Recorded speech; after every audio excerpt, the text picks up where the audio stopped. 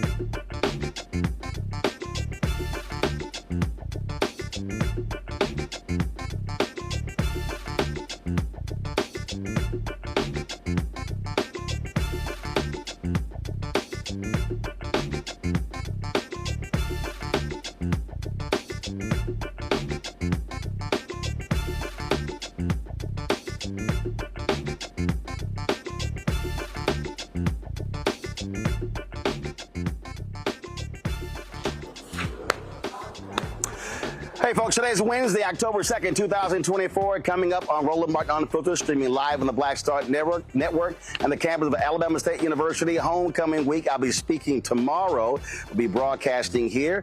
During today's show, I'll be chatting with the president of the university, talking about HBCUs, talking about, again, how this university is doing post-COVID.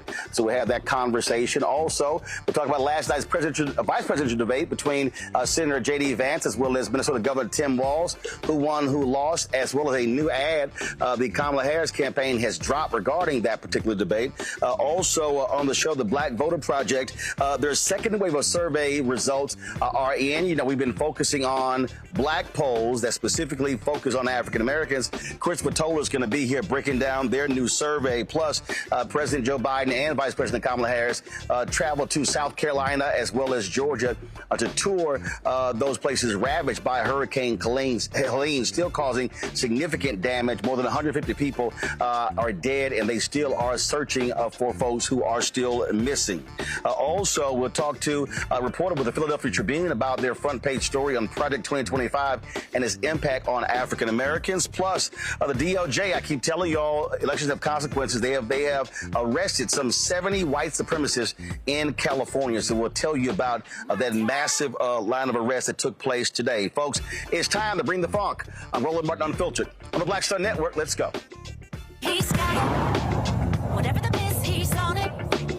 Whatever it is, he's got the scoop, the fact, the find. And when it breaks, he's right on time and it's rolling.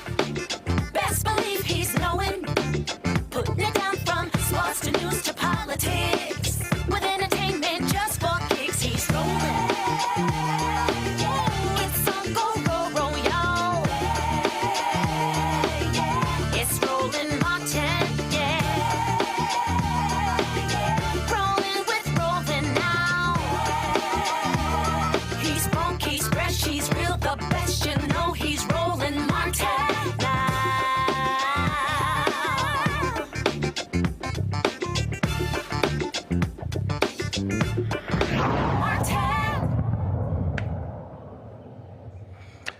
Folks, it was a big night last night, the first and only vice presidential debate between Ohio Senator J.D. Vance as well as Minnesota Governor Tim Walz. Both of them squared off for 90 minutes on the CBS debate. A lot of folks are talking about, of course, the exchange dealing with January 6th. That's been the focus all day. The campaign of Vice President Kamala Harris, they actually dropped an ad immediately after last night's debate. Watch this.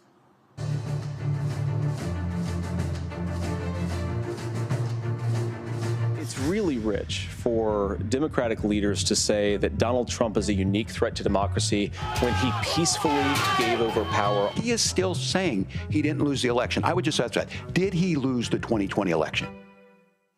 Tim, I'm focused on the future. That is a damning non-answer.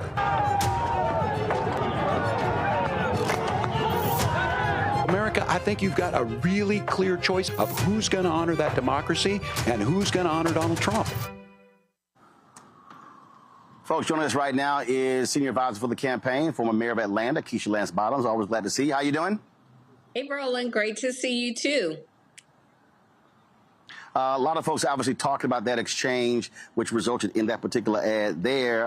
And even some of the networks where they had their undecided voters, they said that that answer, that lack of non-answer from Senator Vance played a role in them deciding they're going to actually vote for Vice President Kamala Harris. Yeah, you know, I mean, that was a very impactful moment and very telling. We are in 2024 and still J.D. Vance and Donald Trump refuse to acknowledge that Donald Trump lost the 2020 election. And I think the biggest takeaway for all of us should be just how far will they go? We saw what happened January 6th in 2021. Trump has doubled down on all of the hateful things that he seems to be very proud of. Even just a few minutes ago, I saw that he's even mocked President Jimmy Carter on his 100th birthday. This is a very vile man who has put a very vile man on the ticket with him. And if our democracy is not protected, then we should all be concerned. Well, it's interesting. Vance took some questions today, and a reporter asked him about that particular answer, and he said, "Hey, he said the media is obsessed with looking back to the 2020 election. I'm looking forward, and I'm going, nope. The dude who picked you to be his running mate is still obsessed with the fact that he lost in 2020." Yeah, and even in Georgia, we have this Georgia elections board that's gone rogue.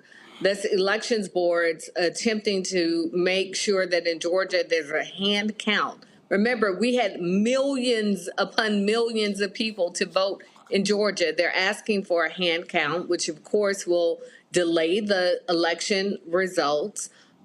They are looking back at 2020, reopening and opening investigations into the elections of 2020.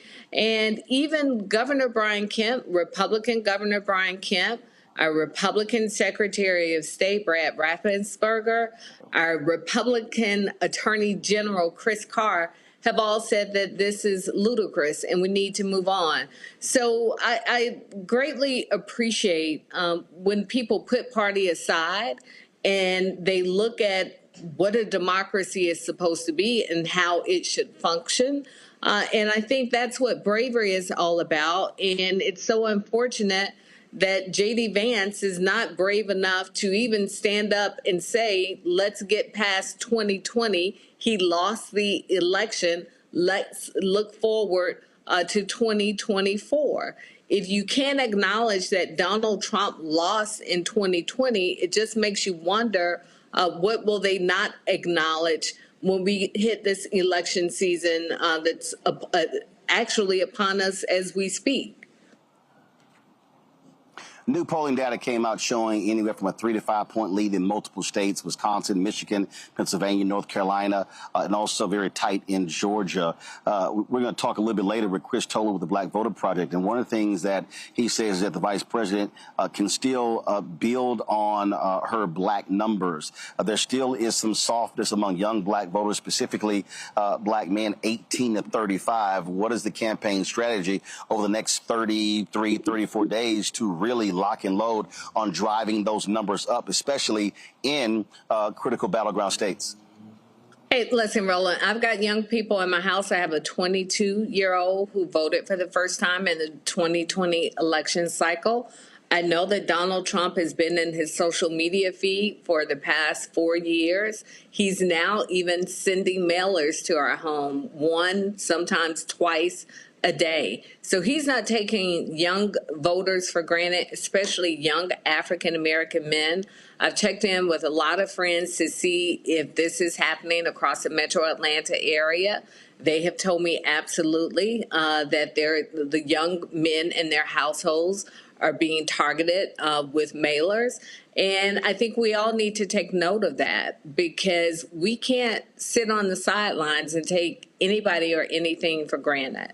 We know how Vice President Harris has delivered, along with President Biden, for the African-American community. You're at Alabama State, $16 billion given to HBCUs. That's generational changing for HBCUs.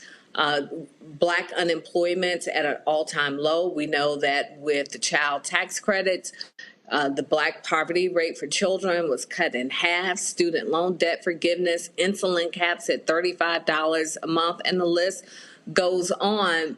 But if we are just talking to ourselves about it, it's all for naught. So I am not taking for granted that my 22-year-old son is going to vote the way that I'm voting, or that he'll even vote at all, because young people have a lot that has really, made them disillusioned with politics.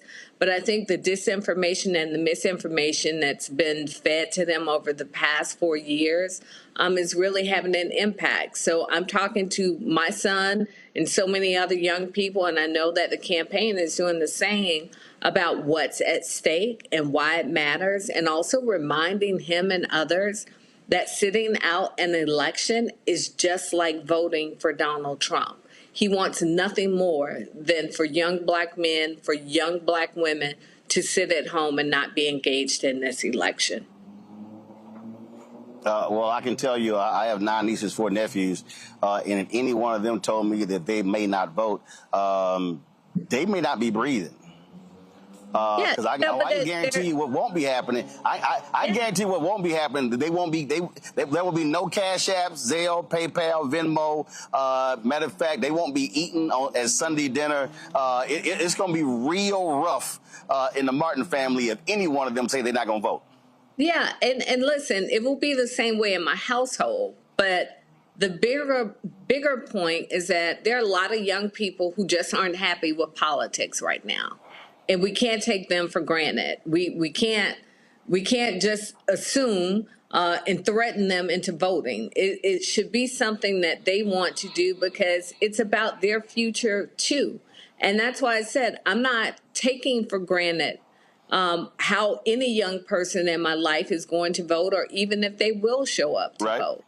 And it's important that we hone in on our messaging, which we have done. I'm very pleased that the campaign has taken this very broad approach to how we are communicating. We aren't just doing it by press release. You know, we're reaching young people where they are through TikTok and Instagram and other social media platforms. I think that's important, but nothing beats someone in your ear, in your house, in your community, talking directly to you about the importance of voting. All right. Keisha Lance Bottoms, we certainly appreciate it. Thanks a lot. Thank you. All right, folks, going to go to a break. We come back. We're going to chat with the president of Alabama State University, talking about what's happening here on this campus in this, well, I still hate to say post-COVID world, but that's really what we'll call it.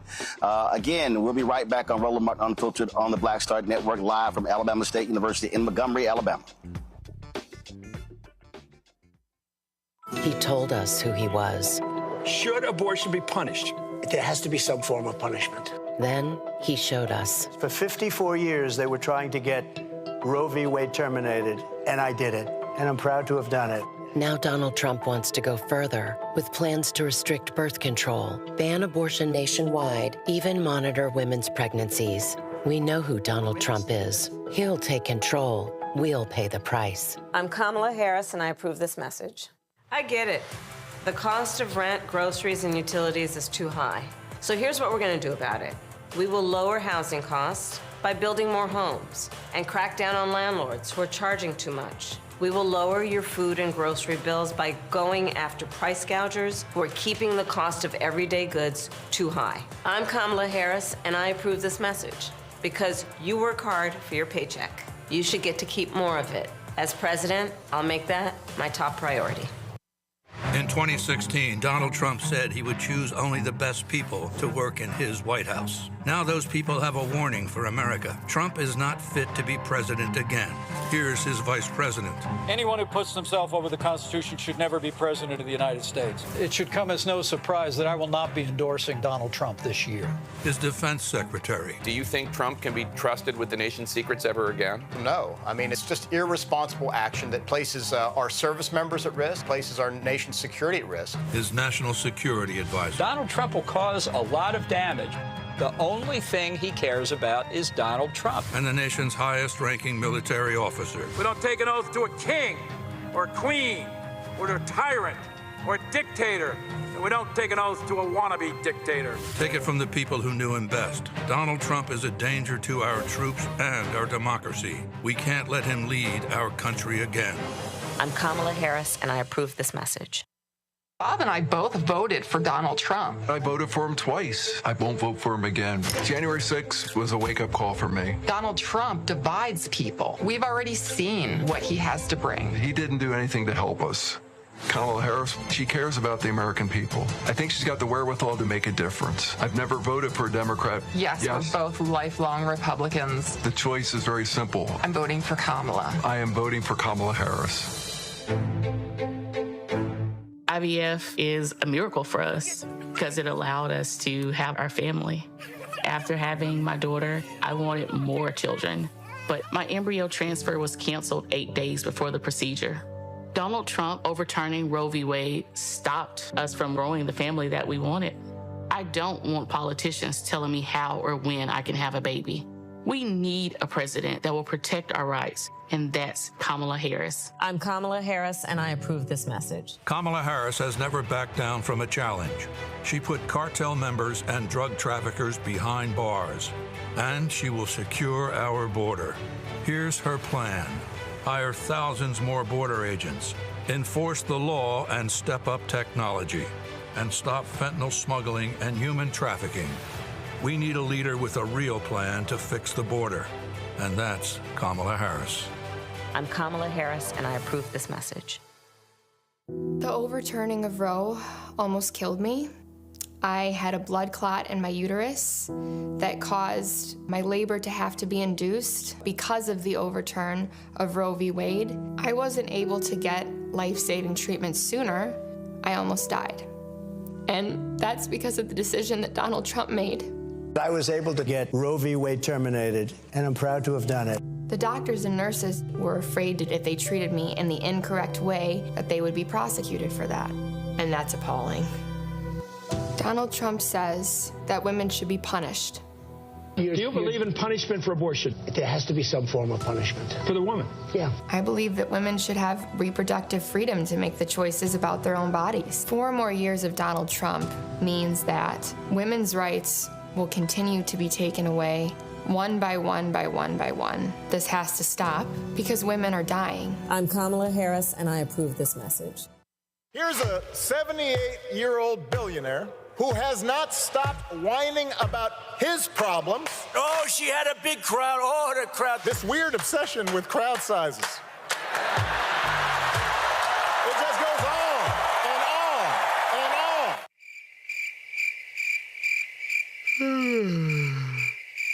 America's ready for a new chapter. We are ready for a President Kamala Harris. I'm Kamala Harris, and I approve this message.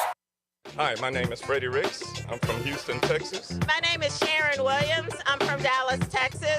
Right now, I'm rolling with Roland Martin Unfiltered, uncut, unplugged, and undamn believable. You hear me?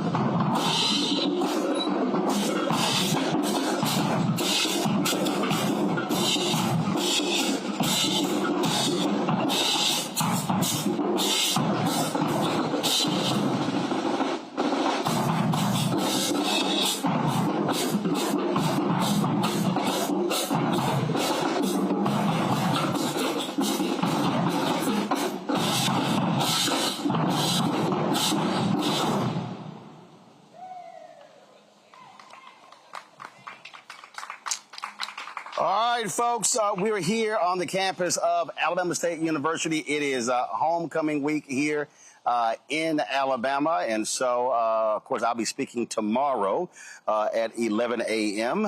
Talking about this election, voting, and how critically important that is. And so glad to be here.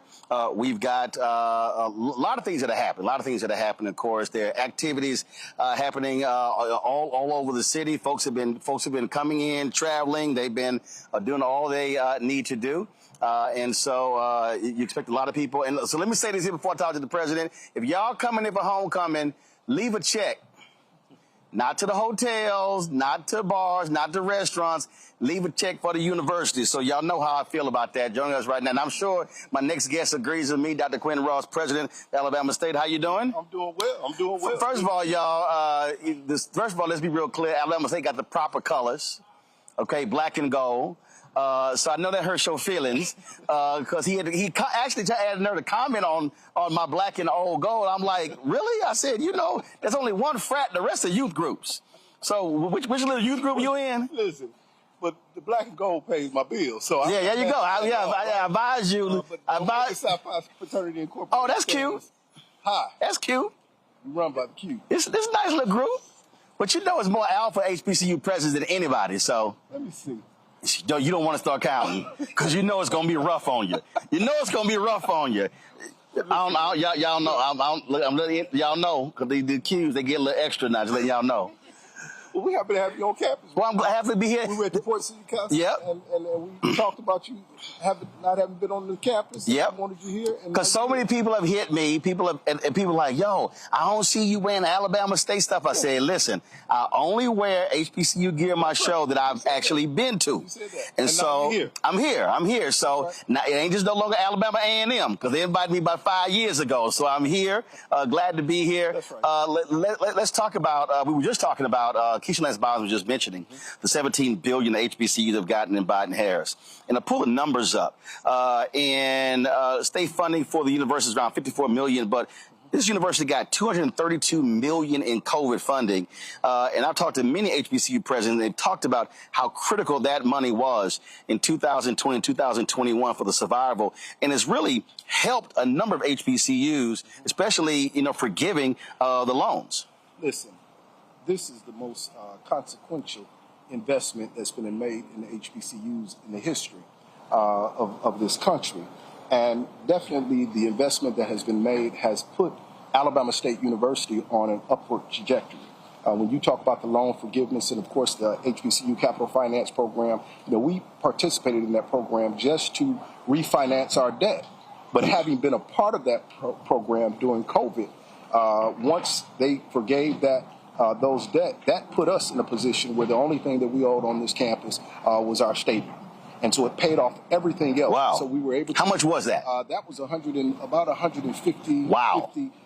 million. And of course, our stadium was newly built, and we were able to go to the market and refinance that. But, I was telling one of my colleagues the other day that what happened through COVID and the investment that we've gotten from the Biden-Harris administration, if we were not able to reset then, there's a problem. If we were not able to take what we were given and leverage it in order to put our institutions on a different trajectory, then there's a problem. And so we've benefited greatly here at Alabama State University.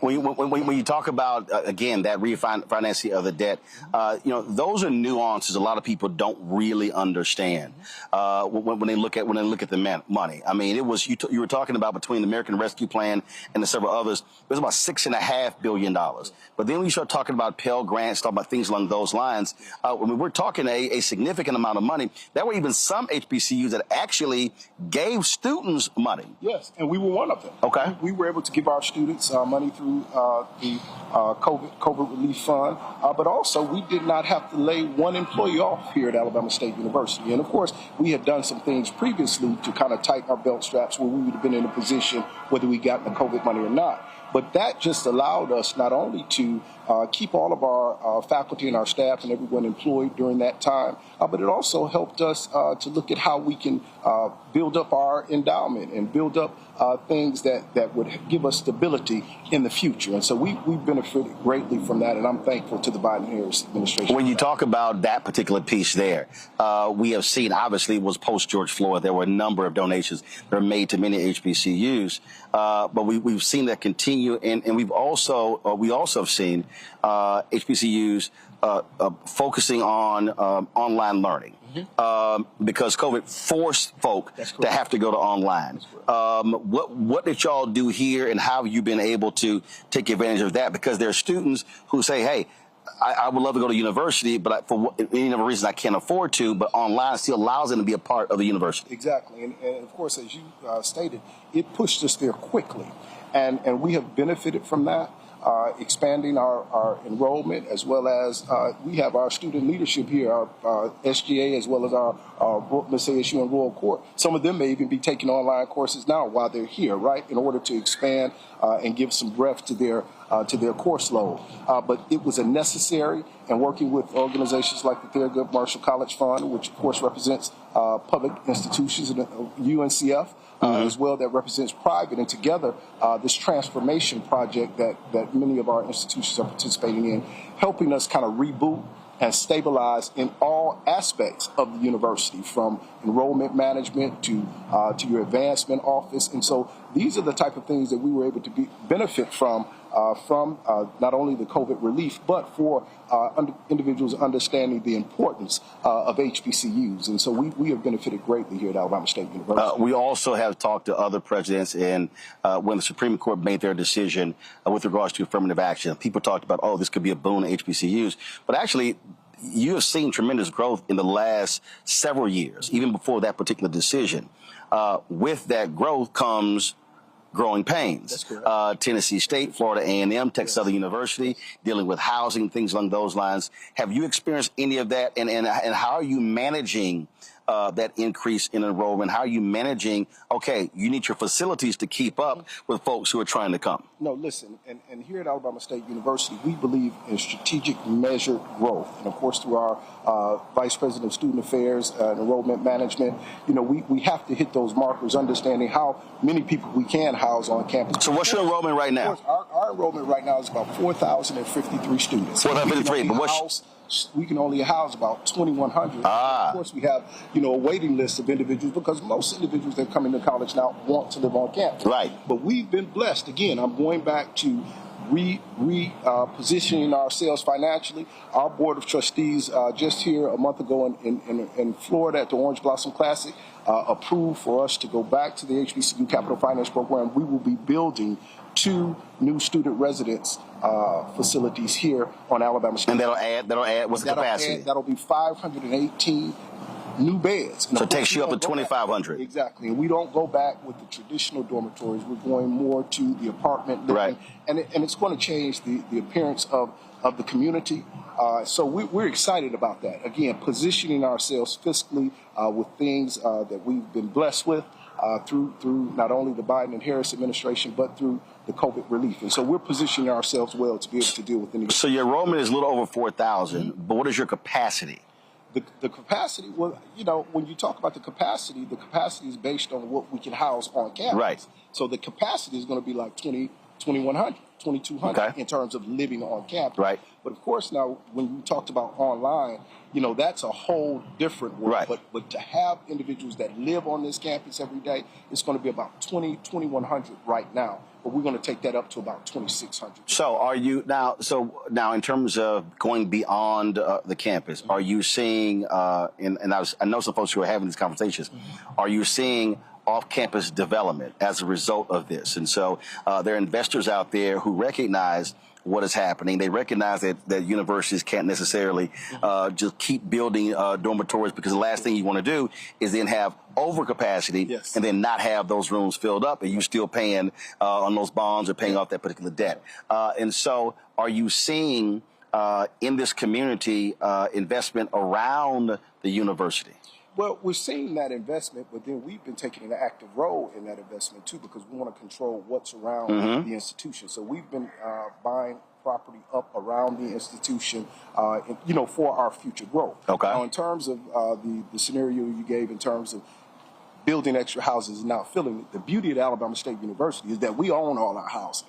So when we build new housing, right, if we just had to fill that, we would still be able to make a note, right? So, but I think the idea is to not overbuild, to make sure that you can, meet the capacity that you have. And so that strategic measured growth, that's the direction that we're moving in, and we're super excited about it. So hopefully fall of 2026, we will open those new student residents. Let's talk about relationships in terms of corporate relationships that specifically relate to your students. What is happening there in terms of aligning with businesses, aligning with industries that are looking to recruit? What are you doing in that area? Because that's also one of the things that I talked to different corporate leaders. Many didn't even understand the talent pool, didn't even understand where most of your black doctors and lawyers were coming from. And so, are you seeing a pickup in that area? Oh, extremely. Listen, we are extremely excited about the opportunities that we have in terms of forming partnerships. And my team, the entire campus, knows that I'm big on partnership. Having served 15 years in the Alabama State Legislature, in the State Senate, partnerships is where it is in order for us to continue to grow, not only for Alabama State, but for the surrounding community. And so one point in case, we were one of the first HBCUs, if not the first, to go to a brokerage house on Wall Street to take our endowment there. So we've moved our endowment to Newburgh and Berman out of New York, which is a self-employed organization, over $464 billion worth of assets across the world. They have our endowment, and I tell you, what's that endowment? That endowment now is probably in upwards of about $150 million, right? But we started out when we gave them our money in December. Since December, we have accumulated, particularly dealing in the private equities, over $20 million, right? And that proposition is not a proposition that all of our institutions get because of the way that we're investing. But they have not only, because when I talked to them, I was concerned, I want you to give, you can give us a check. Yes, you can manage our money, but what kind of benefit do you give to my students, right? So point in case, we had our first intern, Ms. Kaylee Dunn, to intern at Newburgh Berman in New York on Wall Street. She did so well. They'll be coming back, and we'll probably have another 5 students that will be able to get that opportunity, dealing in areas that they never thought they would ever get the opportunity. And so that's what we're about, the partnerships. It's about the check. It's about the money. But really, what kind of opportunities can we give to our students for student success? And so that's just one example of many. Deloitte is another one that we're dealing with in terms of our student interns being able to predict. Price Waterhouse. All of those companies are investing in coming to see our students and what they have to offer. And to your point, they just didn't understand what kind of pipeline they had. But here at Alabama State University, where history is made, we show them over and over again the quality and excellence that we have right here on 915 South Jackson Street. Now, one of the things that it is still being talked about, this whole NCAA settlement, when it comes to the lawsuit, paying players, that's going to have an impact on SWAC schools and others. And other conferences are like, hey, wait a minute, hold up. Y'all can't be screwing us over. What are those conversations being like? Where you're trying to get them to understand that, hey, Power 5 schools are making all this money. How are you going to have the other conferences having to foot a lot of this, a lot of these bills? Yeah, well, listen, we're fortunate to have Dr. Charles McClellan, who is the commissioner for the SWAC, and I can tell you that the SWAC is alive and well. I'm fortunate to serve as the chair of the SWAC commission. I also am fortunate enough to be on the NCAA board of directors. Matter of fact, I got off a call today talking about the House settlement. And of course, there's going to be some impact to our HBCUs, but I think we have to be creative. For point in case, our Vice President of Intercollegiate Sports and Athletic Director, Dr. Jason Cable, when he came on board, when we were dealing with the NIL, basically he came up with the cost of attendance scholarship as well as the academic scholarship, right? And so the whole thing with cost of attendance, if all of you are showing up, everybody gets something, right? So you don't have that kind of divisiveness going on. And then if you're doing well in your academics, you get a little more. So then someone who comes on and gets a big NIL deal, right? He's going to get that, but everybody else is getting something as well. So we've just been strategic in that space, but we have been most vocal on Capitol Hill about what it would do to us if we had to pay for play, if we had to treat our athletes as employees. And a matter of fact, Mr. Charlie Baker on a call, who's the president of the NC2A, basically talked about how HBCUs have led the way in terms of getting people to understand how any type of settlement other than house would cause so much distress to underserved institutions. So we're on the forefront, and it's just good to have a seat at the table in order to be able to voice your concerns. And I can tell you that when the SWAC speaks, people listen. When the MEAC is participating. So all of our organizations basically are making an impact on how all of this will shape out with the NC2A. Last question. How are you also trying to temper the desire of alumni to want to compete with Power 5 schools? What I mean by that is it's an arms race in many of these schools. I mean, the amount of money they're spending. And I've talked to other presidents who said, look, we understand the glory days of the past when this is the only place black athletes could go. But they've said, my focus is to make sure we're graduating students, that they're going out into the field, these non-athletic fields, because once you start trying to play in an athletic arena, you could be spending a whole lot of money, and then what is going to be the return on that investment? Yes. Well, listen, we have 18 intercollegiate sports here on campus. And football and basketball, of course, are the major drivers. But when you talk about an institution that focuses in on academics and excellence, when you have almost 300 athletes who have a 3.0 GPA or greater and who are graduating every year, that shows and demonstrates that we want you here to play sports, but our most important mission is to get you across that stage so you can go out into the world. And so having a football coach that graduated from Alabama State University, and Coach Eddie Robinson with a 3.8 GPA chemistry, he was all academic, he understands. Our Vice President of Intercollegiate Sports, he's an academician. And so we know that students can go anywhere else, but when we walk you through Alabama State University to show you all that you can receive here, plus you're going to get your degree, we want those students who want to be with us, right? And so that's how we build our athletic teams. All right. Well, sounds great. Well, Doc, good to see you. It sounded to me like you were trained by an alpha. Man,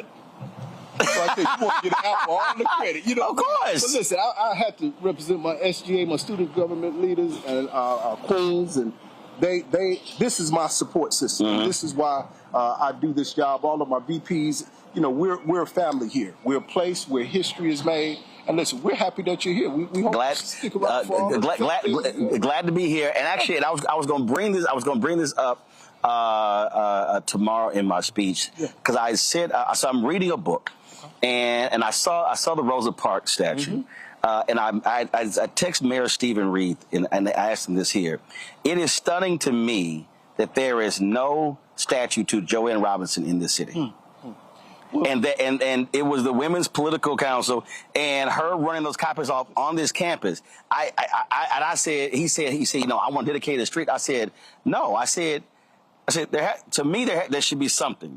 There should be a monument to that sister on this campus. Listen. And I emailed the last 5 AK presidents the same thing. I was like, yo, she was one of y'all. Listen, we made news when we took down Bill Graves' name off of our bell tower dorm, and we put Joanne Robinson's name there. See, because where my office sits in Council Hall, in the basement, that's where they churned out the leaflets to tell individuals to stay off the bus. And so she was a professor on this campus. So it's not lost on us the contributions that she made, because when you talk about the whole civil rights and those sisters and the sisters, you talk about Rosa Parks, but listen, when you have Ralph Abernathy, who's a student, a graduate of Alabama State University, Fred Reese from Selma, who's a graduate of Alabama State University, Fred Shuttlesworth, when you fly into Birmingham. It's a place where history is made. That's not by accident. 9 freed slaves founded Alabama State University with $500, and it has become a global university, but it's a place where history is made, and our history shows over and over again. And listen, when you talk about voting rights, we have been on the front line of voting rights. I ran for the Alabama State Senate 4 times, and 4 times this campus elected me to the Alabama State Senate. That's the power of student voices. That's the power of the vote. So anyway, listen, I can start preaching about Alabama State University, but we're excited that you're here. Well, glad to be here. Thank you so much for your show, and thank you for your forum. I appreciate it. Yeah. Thank you so very much. All right, thanks so much. Right. Folks, got to go to a break. We come back. We'll chat with our panel. Lots more to talk about when it comes to politics, when it comes to news, especially the big DOJ arrest today, and also the sister, the federal judge out of D.C. Unsealed Jack Smith's 150-page motion against Trump. Interesting information in there as well. We'll talk about all of that right here on Roland Martin Unfiltered, right here on the Black Star Network, coming to you live from Alabama State University in Montgomery, Alabama. Back in a moment. He told us who he was. Should abortion be punished? There has to be some form of punishment. Then he showed us. For 54 years, they were trying to get Roe v. Wade terminated, and I did it, and I'm proud to have done it. Now Donald Trump wants to go further with plans to restrict birth control, ban abortion nationwide, even monitor women's pregnancies. We know who Donald Trump is. He'll take control. We'll pay the price. I'm Kamala Harris, and I approve this message. I get it. The cost of rent, groceries, and utilities is too high. So here's what we're going to do about it. We will lower housing costs by building more homes and crack down on landlords who are charging too much. We will lower your food and grocery bills by going after price gougers who are keeping the cost of everyday goods too high. I'm Kamala Harris, and I approve this message because you work hard for your paycheck. You should get to keep more of it. As president, I'll make that my top priority. In 2016, Donald Trump said he would choose only the best people to work in his White House. Now those people have a warning for America. Trump is not fit to be president again. Here's his vice president. Anyone who puts themselves over the Constitution should never be president of the United States. It should come as no surprise that I will not be endorsing Donald Trump this year. His defense secretary. Do you think Trump can be trusted with the nation's secrets ever again? No. I mean, it's just irresponsible action that places our service members at risk, places our nation's security at risk. His national security advisor. Donald Trump will cause a lot of damage. The only thing he cares about is Donald Trump. And the nation's highest-ranking military officer. We don't take an oath to a king or a queen or to a tyrant or a dictator. And we don't take an oath to a wannabe dictator. Take it from the people who knew him best. Donald Trump is a danger to our troops and our democracy. We can't let him lead our country again. I'm Kamala Harris, and I approve this message. Bob and I both voted for Donald Trump. I voted for him twice. I won't vote for him again. January 6th was a wake-up call for me. Donald Trump divides people. We've already seen what he has to bring. He didn't do anything to help us. Kamala Harris, she cares about the American people. I think she's got the wherewithal to make a difference. I've never voted for a Democrat. Yes, we're both lifelong Republicans. The choice is very simple. I'm voting for Kamala. I am voting for Kamala Harris. IVF is a miracle for us because it allowed us to have our family. After having my daughter, I wanted more children, but my embryo transfer was canceled 8 days before the procedure. Donald Trump overturning Roe v. Wade stopped us from growing the family that we wanted. I don't want politicians telling me how or when I can have a baby. We need a president that will protect our rights, and that's Kamala Harris. I'm Kamala Harris, and I approve this message. Kamala Harris has never backed down from a challenge. She put cartel members and drug traffickers behind bars, and she will secure our border. Here's her plan. Hire thousands more border agents, enforce the law and step up technology, and stop fentanyl smuggling and human trafficking. We need a leader with a real plan to fix the border, and that's Kamala Harris. I'm Kamala Harris, and I approve this message. Here's a 78-year-old billionaire who has not stopped whining about his problems. Oh, she had a big crowd. Oh, the crowd. This weird obsession with crowd sizes. It just goes on and on and on.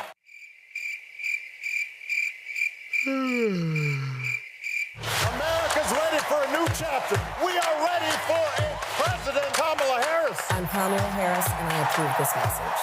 Winners never back down from a challenge. Champions know it's anytime, any place. But losers may whine and waffle and take their ball home. Trump now refusing to debate a second time. He did terribly in the last debate. He's so easily triggered by Kamala Harris. Well, Donald, I do hope you'll reconsider to meet me on the debate stage. If you've got something to say it to my face. I'm Kamala Harris, and I approve this message.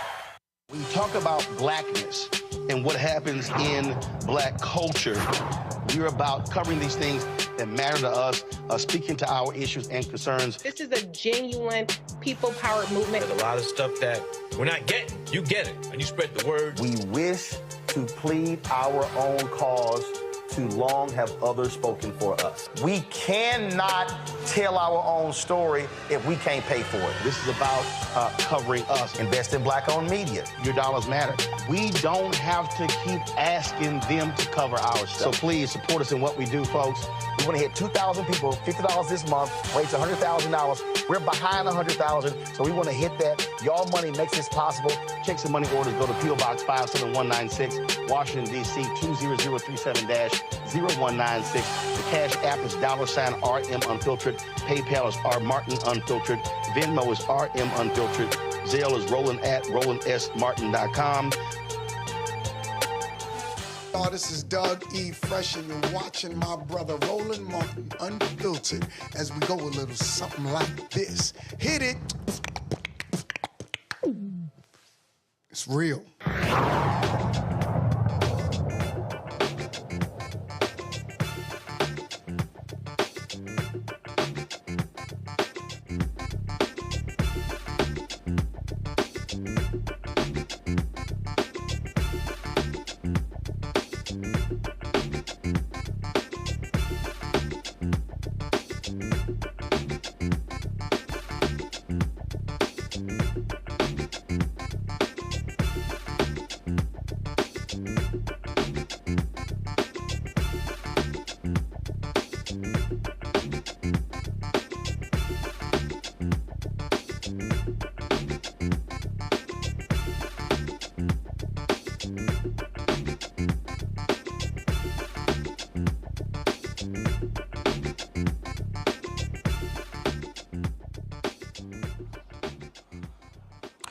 All right, folks, welcome back to Roland Martin Unfiltered here at the campus of Alabama State University in Montgomery, Alabama. Let's bring in our panel right now. Rebecca Carruthers, Vice President at Fair Election Center out of Washington, D.C.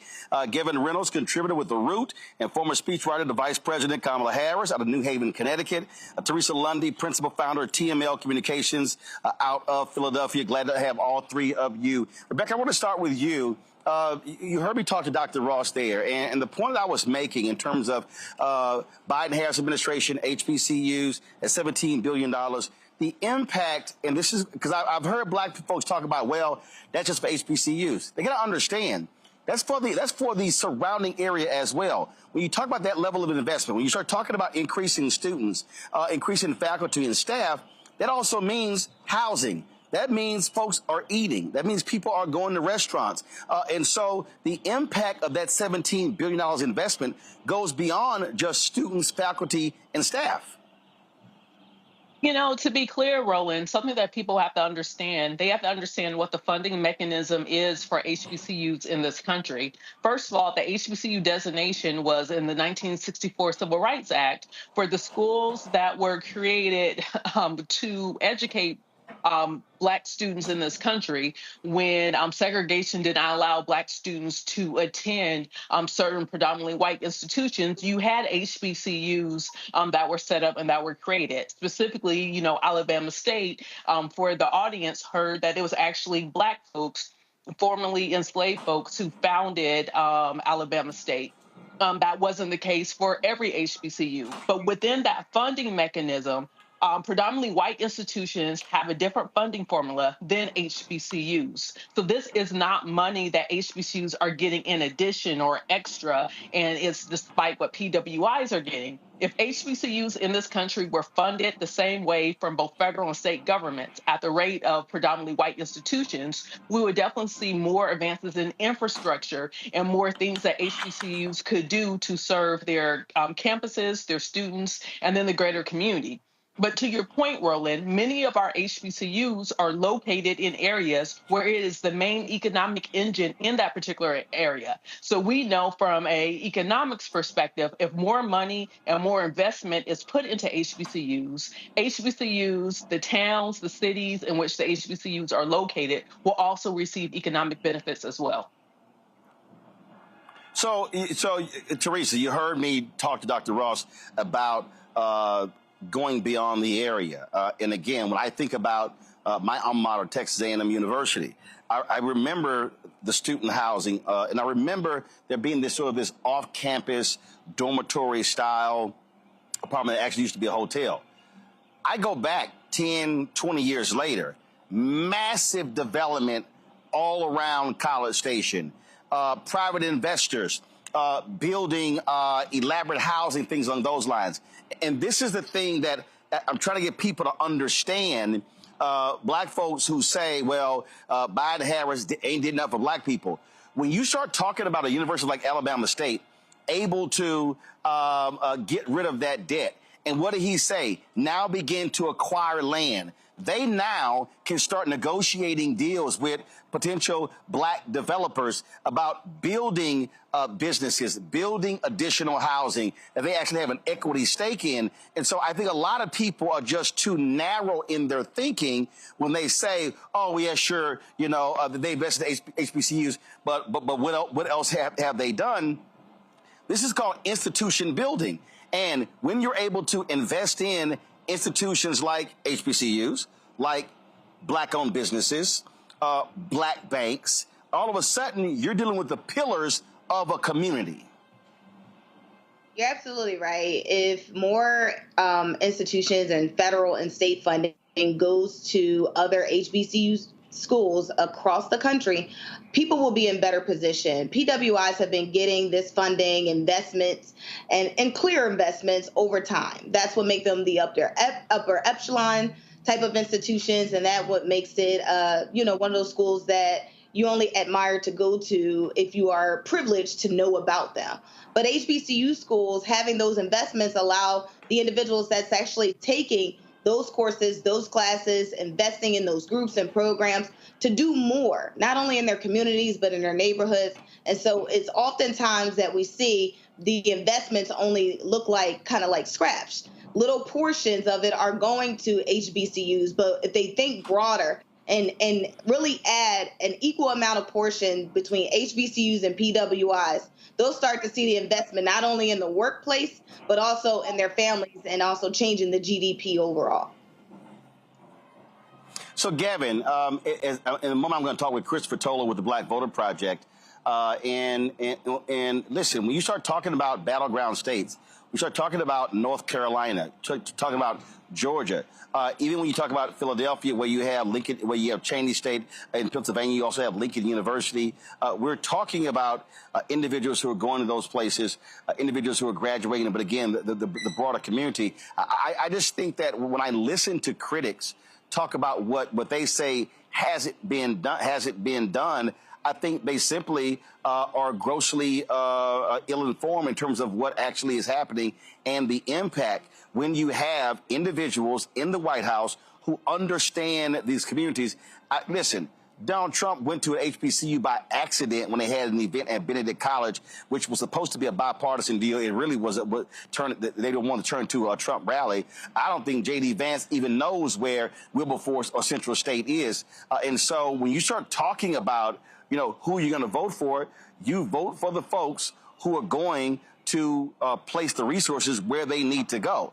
And so this is a voting decision that you should be factoring in where money is being sent. Roland, I don't think J.D. Vance knows what HBCU stands for, to be quite honest.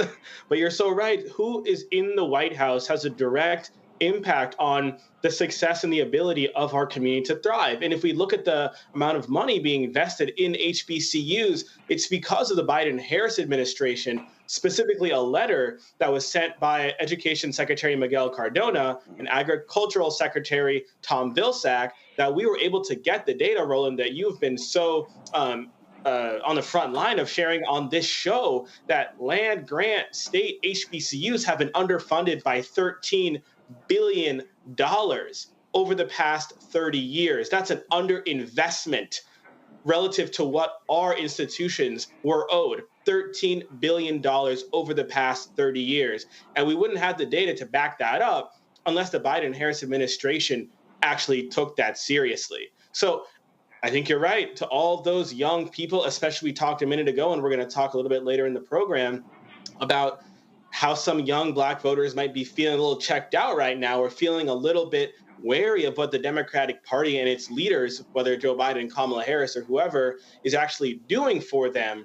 I think we have to break it down to them this way. And someone broke it down to me this way not too long ago, is that when we talk about voting, I think sometimes we think that voting will be the panacea, the one magic silver bullet that will solve all of our problems. We view voting as offense. But I think we have to recognize that voting is defense. It's about protecting what we have as a community. And we know that relative to other communities, it's not what we deserve.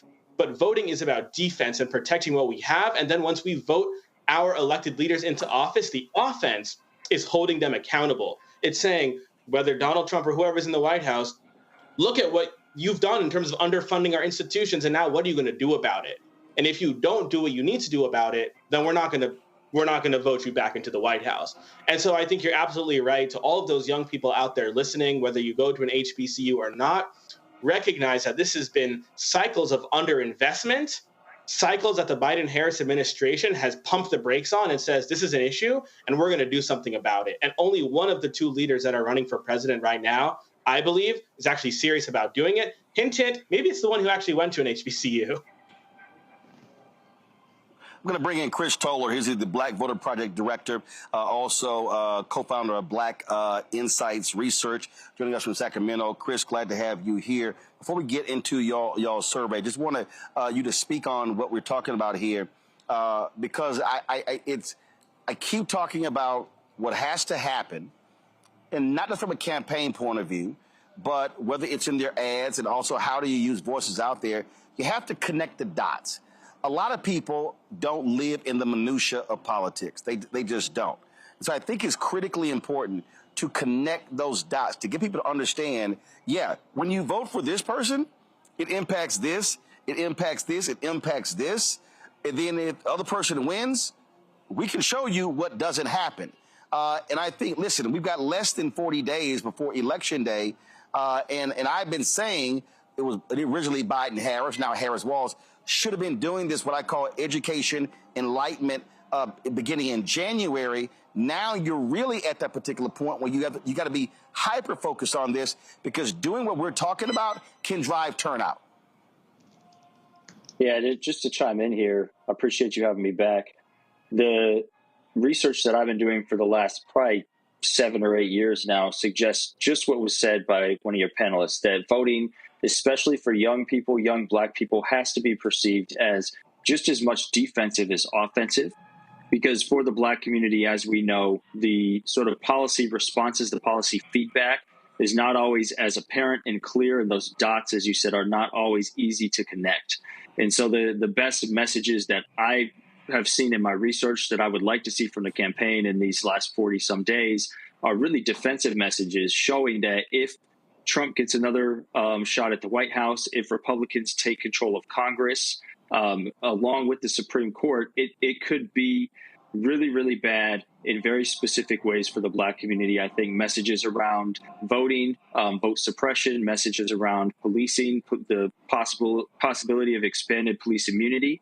And then my research has also suggested that messages around abortion and connecting the fight for abortion rights to fights for larger rights abroad and other rights that the Black community has fought for generations now can be really, really effective, especially with sort of younger, unlikely Black voters trying to get them out into the fold. And so, as you said, time is really of the essence here. And so there has to be just as much of a message here that you're voting to protect things just as much as trying to change things for the future. So let's talk about your new survey. What does it show?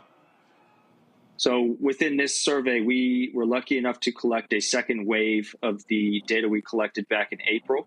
This time around, we ended up with over 1,600 responses, almost 1,200 of which were recontact interviews, which means we talked to the exact same people that we talked to months prior. Just to talk about some of the notes, some of the specific findings, we saw a dramatic jump in both favorability and Black vote share. Switching from Biden to Harris, favorability jumped 19 points. We saw great shifts in both support from Black men and Black women. But then noticeably, favorability and vote share also jumped tremendously amongst those who were lower educated, so didn't have a high school education, those who identified as independent, and, as I mentioned before, those who had strong views on abortion, namely opposition to Dobbs. We also saw even the slim support for Trump that we saw back in April, around 13, 14%, drop to even around 12, 11% for likely voters. So, this notion that Trump is getting any sense of Black support, which I already thought was kind of BS going back to April, is completely gone now with Harris at the top of the ticket. Another interesting finding is that we saw a shift generally in how Black people view the Democratic Party. When asked in April how welcoming the Democratic Party is to Black people, 28% saw the party as very welcoming. That jumped up to 36% now, and even higher, 38% of Black people in swing states feel like the Democratic Party is extremely welcoming to Black people. So just having Harris at the top of the ticket also changed views of the party itself. And then Black views of Biden also improved across the board. So favorability, the job he's doing as president, all of those things, Black people are viewing him far more favorable now that he's remained as president, but not necessarily the top of the ticket.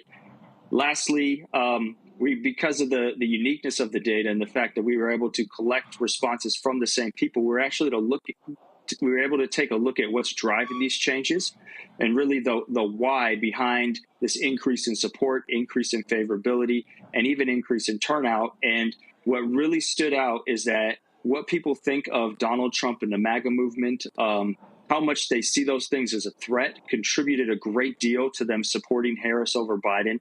They think Harris has a better shot at beating Trump, is a better sort of defense to Trump. And then abortion really stood out as well. Respondents who feel like abortion is a great threat to the Black community, who are really worried about abortion bans across the country, also were far more likely to support Harris than they were Biden back in April. And so, again, Harris can really capitalize on this and speak to these issues, but she has to do it in a way, and her campaign has to do it in a way that's very specific and targeted to the Black community, right? You can't, just like you can't talk about democracy broadly, you can't really talk about abortion or like the Republican Party broadly either. You have to make it very clear and connected to the threat to the Black community, talk about how abortion is related to maternal mortality rates in the Black community, and specifically, right, going to have disproportionate effects for Black women if we continue to see these really strict abortion bans across the country. And so I'll leave it there, but I'd love to have questions. I haven't seen, obviously from a television standpoint, you don't have a lot of Black networks, but I haven't seen a Black-specific digital ad. Are you? Let's talk about radio. Are you hearing? Different ads that are very specific on Black radio coming from the campaign? No, I actually haven't heard much coming from the campaign at all directed towards Black folk. I've seen a few ads from smaller PACs that have put out recently in certain states. Like there was an ad in Georgia, I think, the other day specific to Black people. But again, nothing really from the campaign. This is why I'm really trying to push sort of the results of this survey and this research to the forefront here in this last month and a half of campaigning. Because if you don't do this, if you're not targeting Black people specifically, you're really missing out on an opportunity here to capitalize on turning out the most loyal constituency to the Democratic Party, right? Black people could make the difference in states like Georgia, Pennsylvania, especially North Carolina, now that that's in play.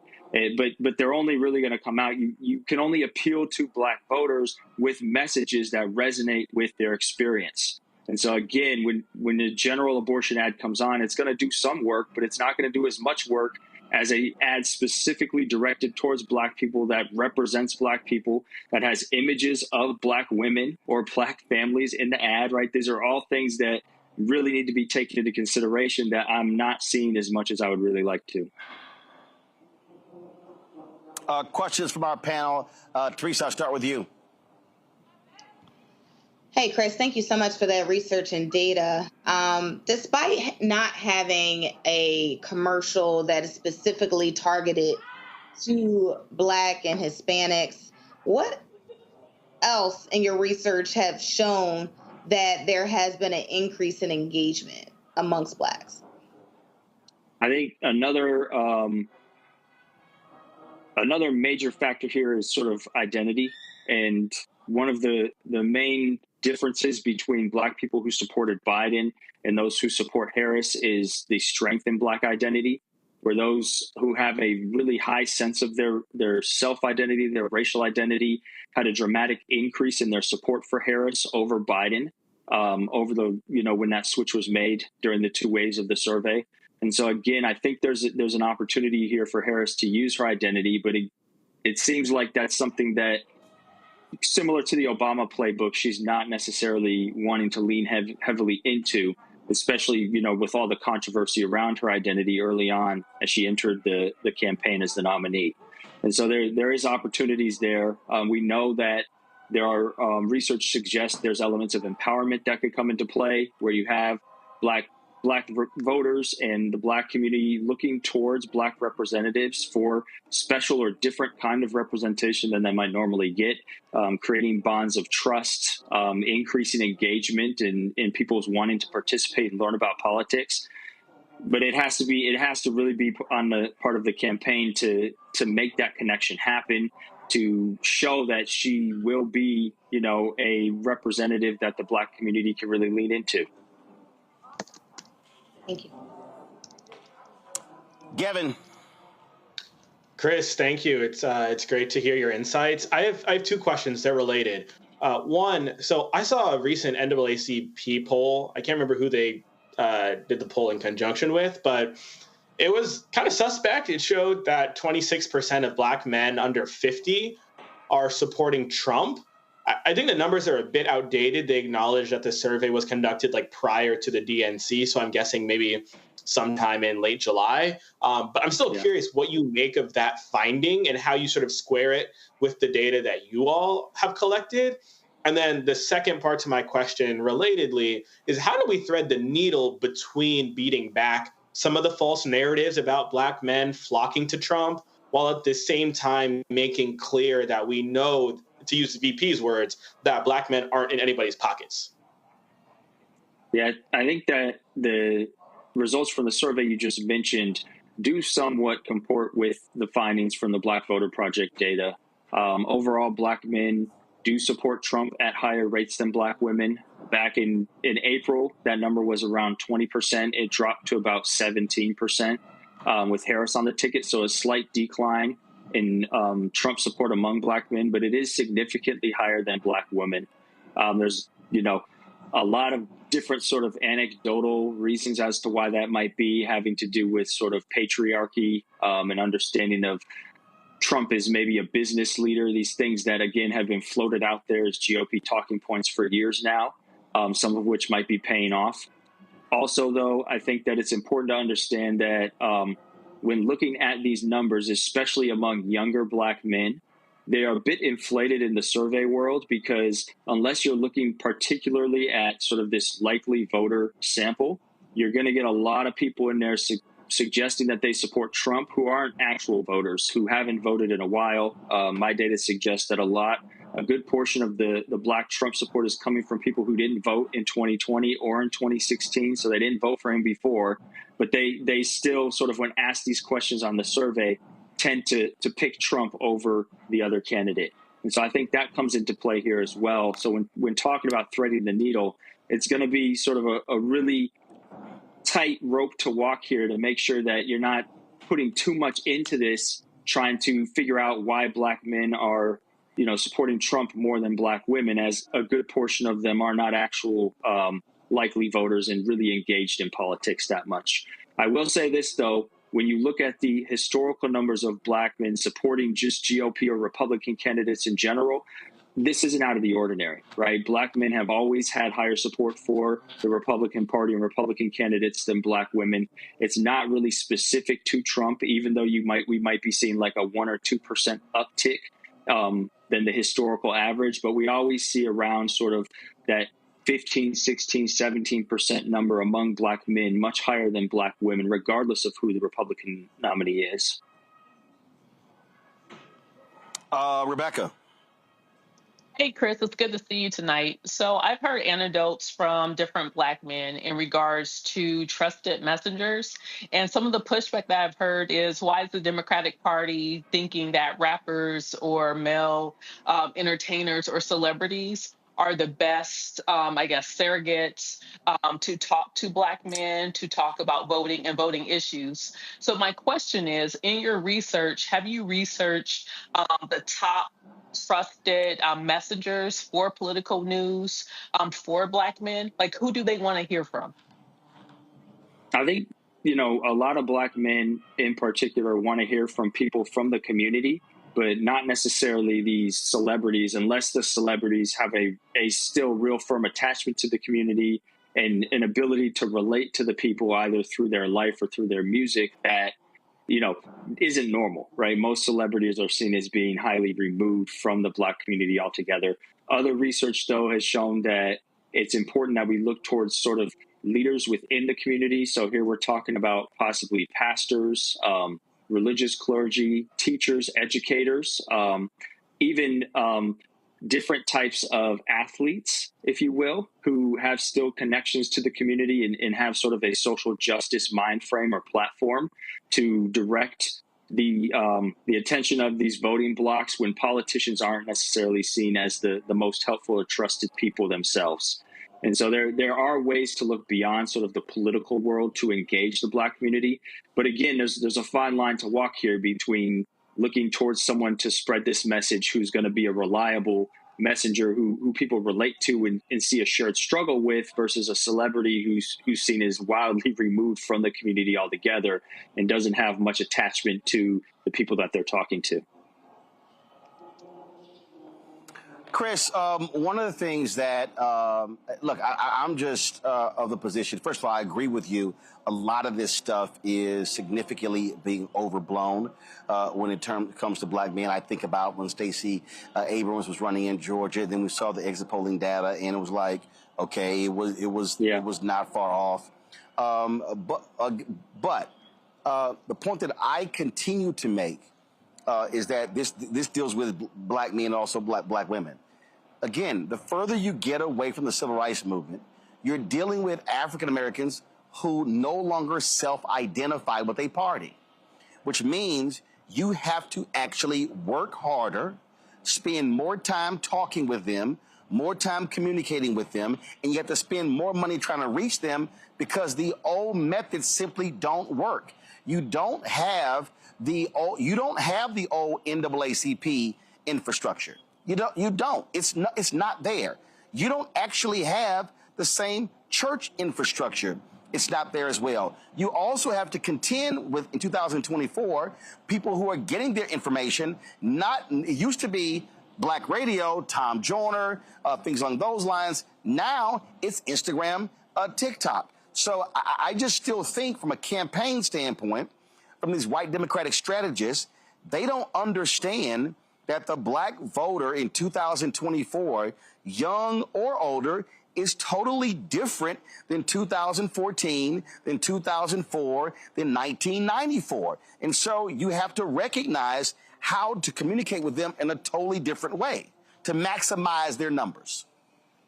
Yeah, I 100% agree. I think the data backs that up too. When you look at the groups that shifted the most from moving from Biden to Harris at the ticket, independence was one of those groups, right? And I think that the Democratic Party can really lean into sort of this Harris candidacy as a way to signal we're still here for the Black community. We want to represent the Black community, and Black representation is going to be a priority for the Democratic Party moving forward, right? We see that in the data as independents shifted greatly towards Harris, as they did not for Biden when it came to both favorability and vote share. And we saw that when it comes to how welcoming Black people see the Democratic Party. They see the Democratic Party as, significantly more welcoming with Harris at the top of the ticket. And so, as you mentioned, the party's going to have to do more and do new and extra things to appeal to the Black community than it did before, as these new voters are more independent. Younger voters are more skeptical of politics in general and more weary of politicians. And again, that goes back to what I say, how you have to educate the voters, which means that you have to have a longer runway. You cannot wait till September and October to begin to have these conversations. You have to be engaging in these conversations much earlier. And I say 6 months earlier. I'm going to say it right now. If you're Democrats and you're talking about the midterm elections in 2026, do you know when you begin? The day after the inauguration, where you begin to talk about and having the communication with people. Because, again, what you're seeing is, and you're seeing it in the data, the number of people who say, I don't know what they accomplished, I don't know what they did, that goes to the inability to communicate and message that constantly and repetitively, and going to Black sources to also do that. Yeah, and in this social media age, as you mentioned, those types of conversations happen less and less. And so when we do focus group work and we actually talk to Black people in the community, voters and non-voters, it's exactly as you said. They're far more likely to recognize what Trump will do to harm them than they will to recognize what the Democratic Party, Biden or Harris, has done or will do to help them. Because those are much longer conversations. They're much harder to have, but they take a lot of work and effort. But those are the conversations that will build trust, that will bring up efficacy and confidence in the party and in our political institutions in the long run. And so if we do want to see consistently high Black turnout, consistently high Black voter knowledge and interest in elections, we have to build those bridges. And it takes years and years of work, right? We saw some of that started during the Obama era, but Trump's presidency essentially wiped a lot of that progress out when it came to sort of Black interest in politics and Black people feeling like they had an opportunity to be a part of the political system and have their voices heard. Last question I have for you. A new round of polls dropped out showing Harris with 1 to 3 point lead. One place was 5 point in Arizona, North Carolina, Wisconsin, Michigan, Pennsylvania. I've been looking at your tweets over the past week, and you've been laying out that if they want to build upon those numbers, especially in Michigan, Pennsylvania, Wisconsin, you're talking Milwaukee, but also North Carolina, it really means leaning in on, as you said earlier, the people who are likely going to vote for you. You can keep trying. Look, I get, because the Republicans against Trump or the Republicans for Kamala, they just dropped a new ad. I totally get appealing to them. I totally get the Nikki Haley people who are endorsing Vice President Kamala Harris. But when you're inside of 40 days, your focus has to be on low-hanging fruit. Who is likely going to be on my side? And in those key places, the margin of 5, 7, 8, 10, 15,000 voters, that's Black. That's exactly right. And, when you have 80, 90% of Black voters in some of these states, right, you look at some of these recent polls of Georgia and North Carolina, Black support for Harris is at 85%, 92% in a recent poll in North Carolina. That's the group you want to target. You turn out 100 voters, 92 of them are voting for you, right? You just got to get people out off their couch to the polls rather than spending money taking chances as to a 50-50 shot if you get someone to the polls or you change someone's mind, right? And so the investment here, the smart money goes on mobilizing Black voters from here on out. All right, Chris Towler, we so appreciate it. Hey, if somebody wants to go in depth, y'all research, where do they go? Yeah, blackvoterproject.com or blackinsightsresearch.com. Both the websites include analysis and results from the data, as well as top lines from this most recent wave. BlackInsightsResearch.com also has additional research reports and newsletters available. All right, then. Chris Towler, we certainly appreciate it. Thank you so very much. Thank you.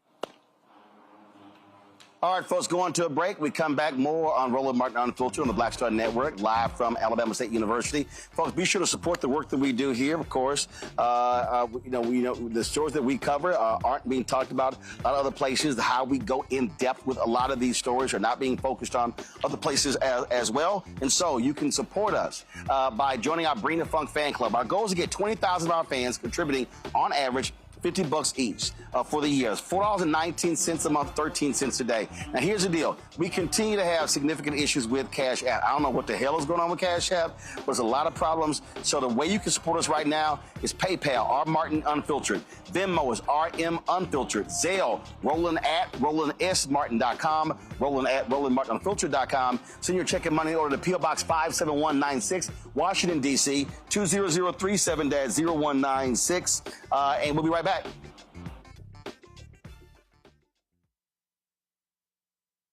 He told us who he was. Should abortion be punished? There has to be some form of punishment. Then he showed us. For 54 years, they were trying to get Roe v. Wade terminated, and I did it, and I'm proud to have done it. Now Donald Trump wants to go further with plans to restrict birth control, ban abortion nationwide, even monitor women's pregnancies. We know who Donald Trump is. He'll take control. We'll pay the price. I'm Kamala Harris, and I approve this message. I get it. The cost of rent, groceries, and utilities is too high. So here's what we're going to do about it. We will lower housing costs by building more homes and crack down on landlords who are charging too much. We will lower your food and grocery bills by going after price gougers who are keeping the cost of everyday goods too high. I'm Kamala Harris, and I approve this message because you work hard for your paycheck. You should get to keep more of it. As president, I'll make that my top priority. In 2016, Donald Trump said he would choose only the best people to work in his White House. Now those people have a warning for America. Trump is not fit to be president again. Here's his vice president. Anyone who puts themselves over the Constitution should never be president of the United States. It should come as no surprise that I will not be endorsing Donald Trump this year. His defense secretary. Do you think Trump can be trusted with the nation's secrets ever again? No. I mean, it's just irresponsible action that places our service members at risk, places our nation's security at risk. His national security advisor. Donald Trump will cause a lot of damage. The only thing he cares about is Donald Trump. And the nation's highest-ranking military officer. We don't take an oath to a king or a queen or to a tyrant or a dictator. And we don't take an oath to a wannabe dictator. Take it from the people who knew him best. Donald Trump is a danger to our troops and our democracy. We can't let him lead our country again. I'm Kamala Harris, and I approve this message. Bob and I both voted for Donald Trump. I voted for him twice. I won't vote for him again. January 6th was a wake-up call for me. Donald Trump divides people. We've already seen what he has to bring. He didn't do anything to help us. Kamala Harris, she cares about the American people. I think she's got the wherewithal to make a difference. I've never voted for a Democrat. Yes, we're both lifelong Republicans. The choice is very simple. I'm voting for Kamala. I am voting for Kamala Harris. IVF is a miracle for us because it allowed us to have our family. After having my daughter, I wanted more children, but my embryo transfer was canceled 8 days before the procedure. Donald Trump overturning Roe v. Wade stopped us from growing the family that we wanted. I don't want politicians telling me how or when I can have a baby. We need a president that will protect our rights, and that's Kamala Harris. I'm Kamala Harris, and I approve this message. Kamala Harris has never backed down from a challenge. She put cartel members and drug traffickers behind bars, and she will secure our border. Here's her plan. Hire thousands more border agents, enforce the law and step up technology, and stop fentanyl smuggling and human trafficking. We need a leader with a real plan to fix the border, and that's Kamala Harris. I'm Kamala Harris, and I approve this message. The overturning of Roe almost killed me. I had a blood clot in my uterus that caused my labor to have to be induced because of the overturn of Roe v. Wade. I wasn't able to get life-saving treatment sooner. I almost died. And that's because of the decision that Donald Trump made. I was able to get Roe v. Wade terminated, and I'm proud to have done it. The doctors and nurses were afraid that if they treated me in the incorrect way, that they would be prosecuted for that. And that's appalling. Donald Trump says that women should be punished. Do you believe in punishment for abortion? There has to be some form of punishment. For the woman? Yeah. I believe that women should have reproductive freedom to make the choices about their own bodies. 4 more years of Donald Trump means that women's rights will continue to be taken away one by one by one by one. This has to stop because women are dying. I'm Kamala Harris, and I approve this message. Hey, yo, what's up? It's Mr. Dalvin right here. What's up? This is KC. Sitting here representing the Jodeci. That's Jodeci. Right here on Roland Martin Unfiltered.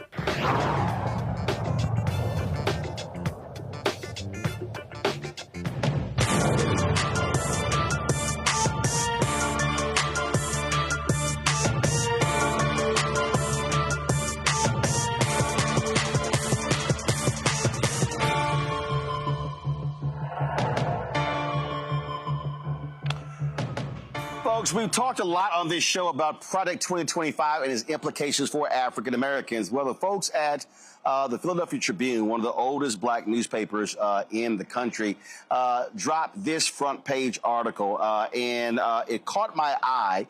And I want to be sure for us to actually, no, guys, I need the full front page. I need you to show the full front page. You cut it off because I need to show the headline and everything. I posted on social media.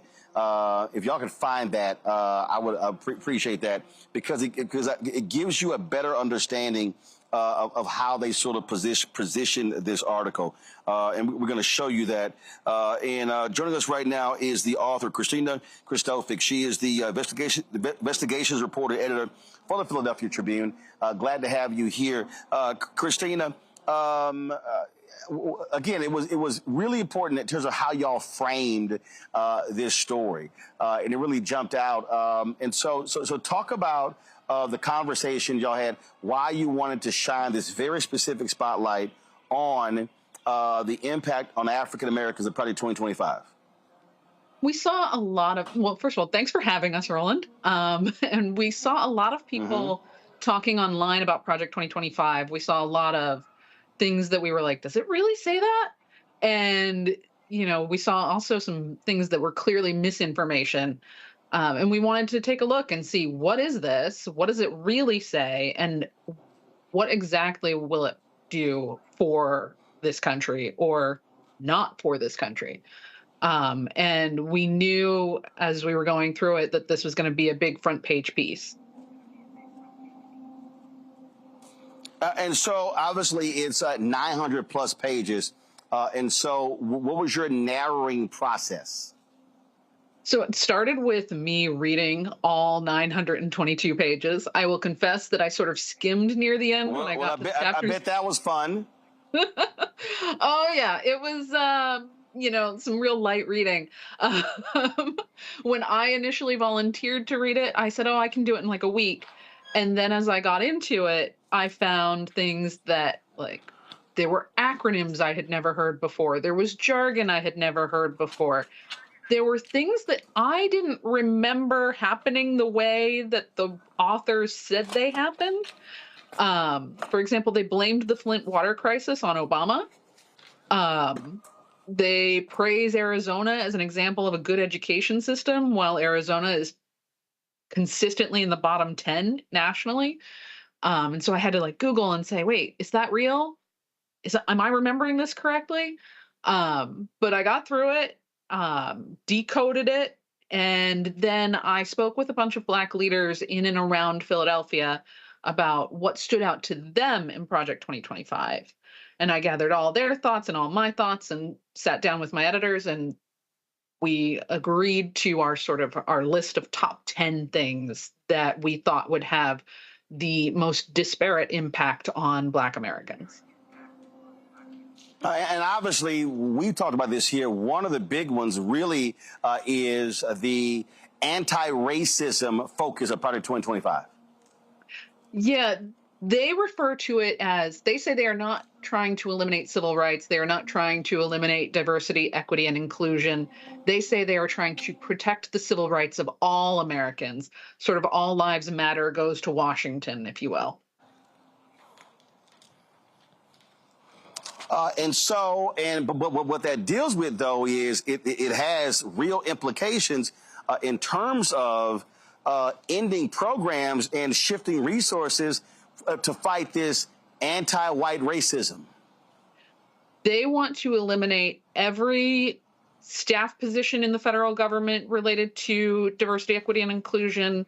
They want to eliminate every committee, every department, anything within the federal government related to diversity, equity, inclusion, race, gender, reproductive rights. They want it gone. They want to completely rewrite all federal laws, regulations, contracts, everything to remove all references to race, gender, reproductive health, reproductive rights, sexual orientation, et cetera, et cetera. The list goes on. They want to completely remove all references from everything. And then they want to use the Department of Justice. Which means it is very difficult from a data standpoint to understand racial inequities when it comes to health, when it comes to economics, in so many different areas. And so it's sort of like, oh, no, let's just get rid of all of that. And you have no way to track it. You have no way to study it. And so all of a sudden, their whole deal is, oh, no, everybody's the same. Don't discuss those things. Right. They want to rewrite Title VII and have the EEOC prohibit public and private workplaces from collecting any data on the race and racial classifications of the employees. They want to use the Department of Justice to enforce all of this. They also want to eliminate the Census Bureau's National Advisory Committee on Racial, Ethnic, and Other Populations. This is a committee that works to try to find cost-effective ways to get people of color to participate in the census. And because traditionally Black and brown people have been undercounted, and they want to try to get people to be counted so that they can be represented properly and funded properly. No, they want that committee gone. And again, so everybody understands when we talk about the census, we talk about funding, we're talking billions of dollars that would not be going to African Americans and other minority communities. This is the full front page, not what we showed earlier. I want people to see the actual full front page so they can understand how y'all wanted the focus to really be on Project 2025. Questions from my audience. I guess I'll go ahead and start with Teresa Lundy. She's there in Philadelphia. Teresa, go ahead. Well, thank you so much for actually putting us on the front page. I was not only in awe of it, but was very interested and happy that this was the front page. There has been constant conversations happening in Philadelphia about Project 2025. So one of my questions for you is, what really incited you all to do this? Was it just the national approach, or were you hearing it from voices and clergy and community locally? It was that. It was the national angle. It was hearing it from people we knew on social media, people we knew, out drinking or at the coffee shop. Also, I wanted to argue with some of my friends about it. So it was a mix of factors. It felt like it was such an important part of the global conversation that we had to participate. Great. Gavin. Christina, thank you so much. You spent countless hours reading 900 or so pages of 900 plus pages of Project 2025, researching, trying to find answers to the questions that you had. But I think what's so dangerous about Project 2025 and part of the strategy behind it is that because it's so long, its authors know that most people will not do any of that. They're not going to read it, much less, try to research it or do any additional work to understand it. I think that's why it's so important, the work that you've done, and again, a testament to Black journalism, Black media. Roland, again, for you highlighting this issue so often on this show. I guess one question that I have for you, Christina, when I talk about Project 2025 to those around me, even people who might be voting for Kamala Harris, sometimes there's this skepticism that Donald Trump will actually try to or be able to execute or implement the policies that are in Project 2025. Are there strategies, I guess, as a journalist that you've sought to employ, to convince your readers to, I guess, really not underestimate, I guess, the implications of some of the things that you write about, in this case, Project 2025? So thanks for that question. One of the first things that we address in the article is, the Heritage Foundation produces this document. They call it Mandate for Leadership, and they produce it every presidential election cycle. And Republicans look to this thing every time they take office. And the Heritage Foundation claims that Ronald Reagan enacted 60% of their recommendations before the end of his presidency. And they also claim that Donald Trump enacted 2/3 of their recommendations before the end of his first year in office. Wow. And so I think when you say that and when you share that with people, like, that makes it more real. Otherwise it's kind of easy to dismiss it as like, oh, this is some fantasies from the Heritage Foundation, or Donald Trump didn't really write this. It's not his. But he might not have written it, but he definitely used a previous edition as his sort of like playbook for his presidency. Thank you. Well, look, first of all, we have the history. He followed the Federalist Society, everything they wanted to do. There's no doubt in my mind he's going to do whatever Project 2025 lays out, because that's his people. And in fact, at his rally today, who did he have introducing him there? The author of Project 2025, Rebecca. So my question for you is, so what's next? Are you all going to take, I guess, the research that you've done? Are you going to animate it? Are you going to put it into different forms? How do you really inject this into popular culture in digestible pieces for people to really understand what's going on? Because my thought, I'm thinking about like the rollout, like with the 1619 project, even regardless of what happens on November 5th, there still needs to be some type of public awareness, because the idea of some of the things that are in Project 2025, there needs to be public education around it so people understand the need to reject it and what the underlying pinning underneath the type of agenda that would push Project 2025. Do you all have plans to do something along those lines? We're currently working on some plans. This is part of it, appearing here on Roland Martin Unfiltered. Next week, I'm going to appear in a panel discussion with Omar Sabir from the Philadelphia City Commissioners and 2 college professors to talk about Project 2025 and how it could affect Black Americans. We're also working on some social campaigns around Project 2025 and our reporting. I can't go into too much detail about that because it's still cooking, but we're hoping to raise awareness everywhere we can. All right, then. Well, Christina, we surely appreciate it. Thanks a lot. Thank you. Have a great night. All right, folks, going to a break. We come back. We're going to talk about Georgia. A couple of decisions made by a judge there. Also, a big announcement from the Department of Justice. More white supremacists arrested. Those details next, right here on Roland Martin Unfiltered on the Black Star Network, broadcasting live from Alabama State University in Montgomery, Alabama, where it is homecoming week. He told us who he was. Should abortion be punished? There has to be some form of punishment. Then he showed us. For 54 years, they were trying to get Roe v. Wade terminated, and I did it, and I'm proud to have done it. Now Donald Trump wants to go further with plans to restrict birth control, ban abortion nationwide, even monitor women's pregnancies. We know who Donald Trump is. He'll take control. We'll pay the price. I'm Kamala Harris, and I approve this message. I get it. The cost of rent, groceries, and utilities is too high. So here's what we're going to do about it. We will lower housing costs by building more homes and crack down on landlords who are charging too much. We will lower your food and grocery bills by going after price gougers who are keeping the cost of everyday goods too high. I'm Kamala Harris, and I approve this message because you work hard for your paycheck. You should get to keep more of it. As president, I'll make that my top priority.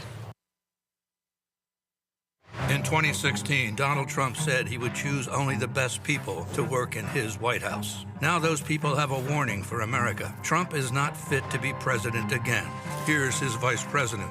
Anyone who puts themselves over the Constitution should never be president of the United States. It should come as no surprise that I will not be endorsing Donald Trump this year.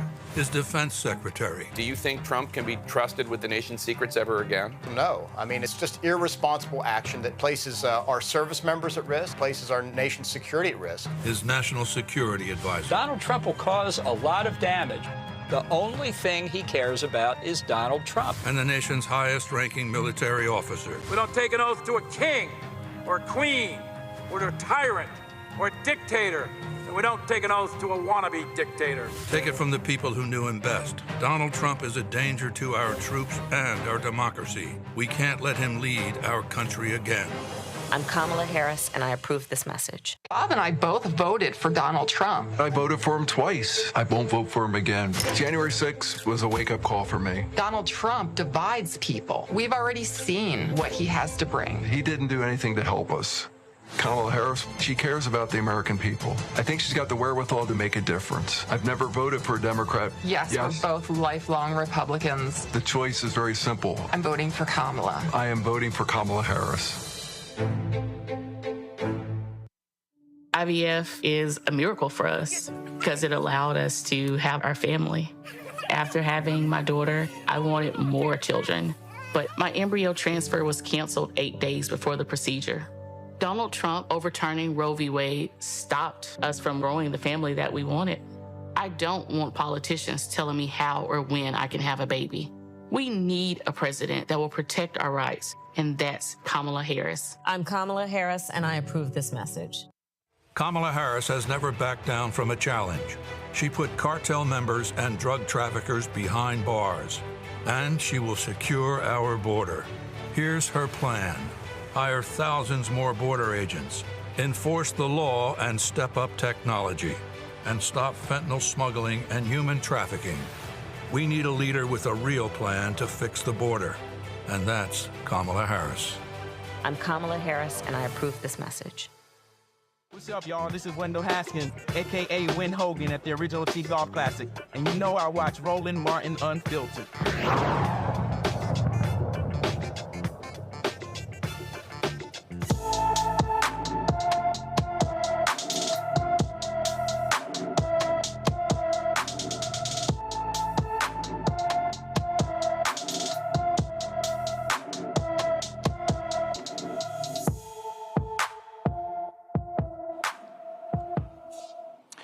Kalani Abram walked away from her Memphis, Tennessee home on September 19th.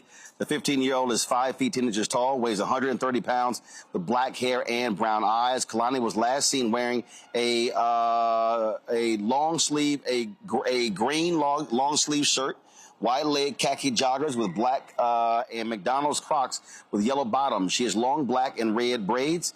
Anyone with information about Kalani Abrams should call the Memphis Police Department at 901-636-4479, 901-636-4479. Folks, in California, a federal grand jury has indicted 68 people, and they detail alleged crimes by a white supremacist street gang. Prosecutors say they maintain an alliance with the Mexican Mafia prison gang. According to the 76-count indictment, the Peckerwoods in the San Francisco Valley area are accused of a years-long pattern of racketeering, extensive drug trafficking, illegal firearms possession, as well as COVID-19 loan fraud. The indictment, unsealed Wednesday, details the seizures of dozens of pounds of fentanyl, heroin, meth, and several illegal firearms. The gang allegedly worked with other organized crime groups based out of California prisons. I keep talking about this, Rebecca. It matters when you talk about the Department of Justice. All these people who kept talking about, oh, the Asians got a hate crime bill. Oh, the Asians got a hate crime bill. What about our hate crime bill? There aren't hate crime bills that deal with African Americans, because they all do. This is a perfect example of the DOJ using the laws to go after white supremacists. You know, I went back and I reviewed the COVID-19 anti-hate crime bill. And one thing I noticed that, yes, in the preamble, it pointed to specific instances of attacks on those who are of Asian American descent in this country. So yes, absolutely, there was a call out to something specifically that was happening. But if most people actually read the preamble of most legislation, there is an example or a story or real people and places that led to the creation of that particular bill being introduced and then ultimately being passed into law. But that said, I really do such as the bill that was such as the bill. Rebecca, one second. Such as the bill that was passed that dealt with the burning of churches and religious institutions. And when you read the summary, it details the burning of black churches. Yes, absolutely. Or even when you look at the Shepherd and the Bird Act, it talks about Matthew Shepard, who was the white gay young man in Wyoming who was brutally attacked and killed because of his identity of being a gay man. Or we know Mr. Bird down, I believe, in Jasper, Texas, who was brutally attacked and I believe dragged by white supremacists. Dragged and murdered. Yeah, absolutely. And so behind every piece of law, every piece of legislation that's passed, there is a story. There's real human data points behind it. And that's very common. That's a part of the practice of how legislation is passed in this country. And so just like we talked about last night, what's unfortunate with a low literacy in civic education, many people don't understand how the sausage is made, how legislation is passed. So they'll see, oh, well, there's specific people who are Asian American who are mentioned in this particular anti-hate bill. So therefore, it must mean that this is only for Asian Americans. And that is not the case, because when you actually read the provisions of the law, it's not just for crimes committed against Asian Americans, but it's acknowledging, hey, during this point of time, this specifically thing was happening to Asian Americans. But bringing it back to Clark's Department of Justice, one thing that we are seeing is many things that Black Americans have talked about and many issues that have polled that, we care about are some of the issues that are being addressed within the Department of Justice. Unfortunately, we're not seeing as many bills being passed in the House and the Senate, but we are able to see what's happening through executive action, but also through the executive branch, which is what Department of Justice is under. It's specifically under the administration of the White House. Well, Gavin, again, when you talk about this kind of work, first of all, you got a group called the Peckerwoods. Yeah, they're going to come after you. And this is an example of, again, white supremacists being held accountable by this Department of Justice. Yes, it certainly is. And it's always hard talking after Rebecca because she covers everything so perfectly. I guess one thing that I'll add is, if you look at what this gang, this white supremacist gang is, being charged with in large part, it has to do with the racketeering. It has to do with the fraud. It has to do with the drug trafficking. And what I think is so shameful is the moral and intellectual dishonesty that Republican leaders, Donald Trump, J.D. Vance, and others traffic themselves in painting those who engage in this kind of behavior as being only of a certain race and only of a certain color.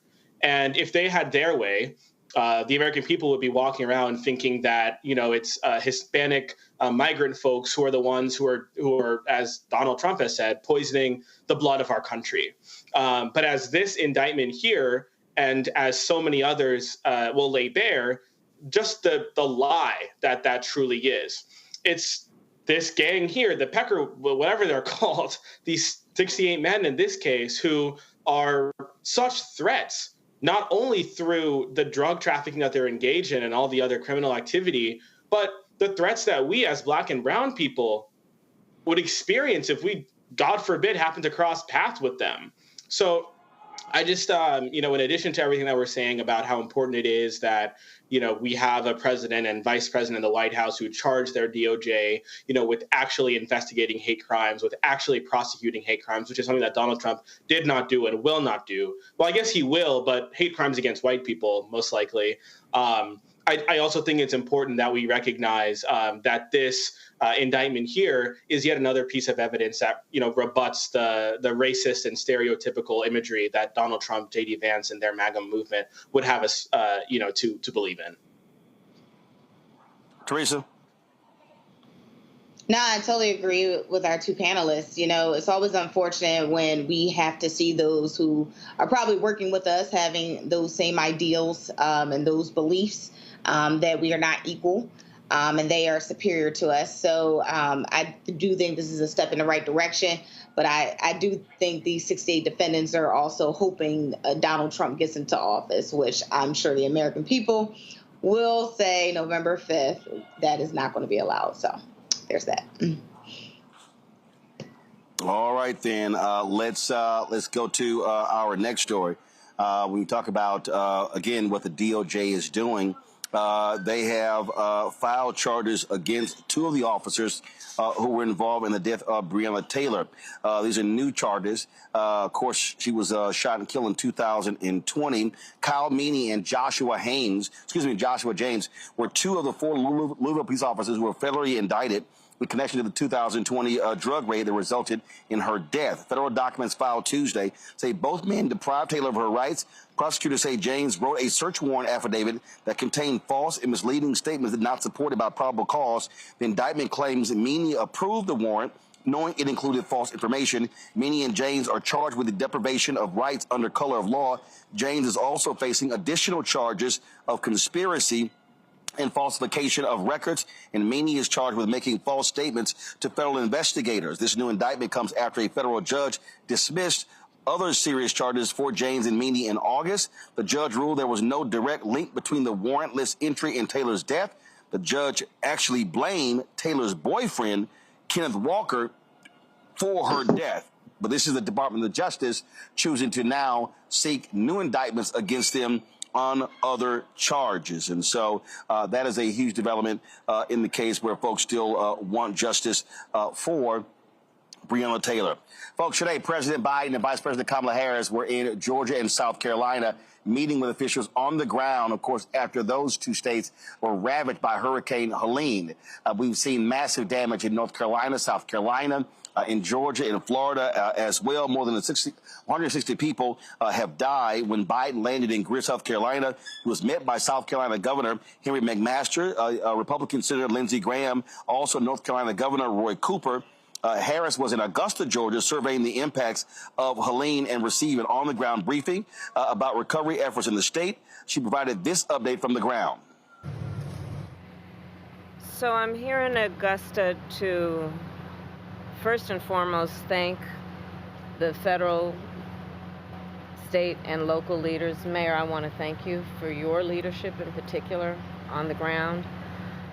I am here to personally take a look at the devastation, which is extraordinary, and it is and particularly devastating in terms of the loss of life that this community has experienced, the loss of normalcy, and the loss of critical resources. And so I'm here today to thank all of those who are working to get folks the support and the relief that they so desperately need and so rightly deserve. And that includes the fact that still in this community, up to 60% of the residents here do not have power. Many have been without running water for at least a couple of days now. Many have water but no hot water. I was just talking with one of the members of the community and her daughter who lost her husband. And there is real pain and trauma that has resulted because of this this hurricane and what has happened in terms of the aftermath of it. I do want to acknowledge and thank the first responders who have been extraordinary. Having met with them, they are the kind of folks that are the heroes in moments of crisis, who do extraordinary work that is about lifting up other people.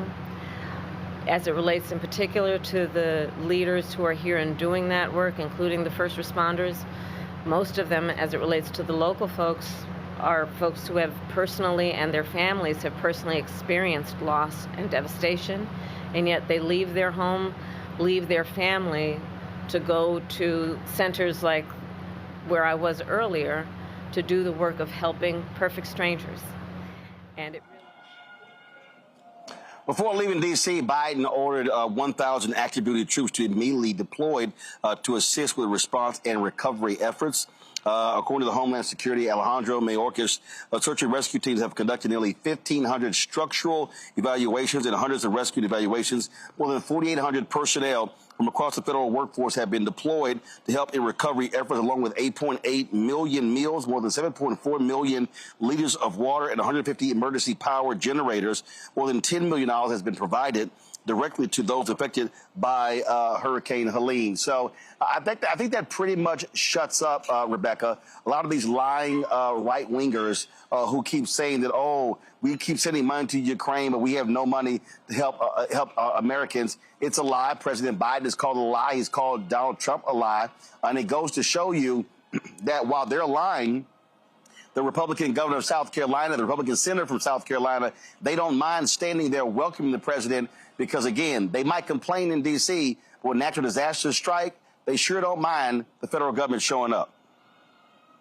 Absolutely. And the people on the ground who are dealing with the devastation and the direct aftermath, who are without power, who are without adequate running water, who are, if there's gas pipelines, for natural gas delivered to homes that have potentially ruptured. Here's the thing. Those people will remember, especially when they hear, oh, it's an infrastructure week. And so we need to make sure that people understand that when it's time to pass policy and do the things to make sure that America has a critical infrastructure to be able to deal with, okay, so there's a storm, it's a major storm, but still be able to have the basic necessities of life to be safe in this country. We have to make sure that people understand the connection between infrastructure, the connection between having serious legislators who are going to Washington, D.C., who are going to Congress to actually do the work of the federal government, who actually want government to work. We have to make sure that we're connecting the dots here, that people understand that it's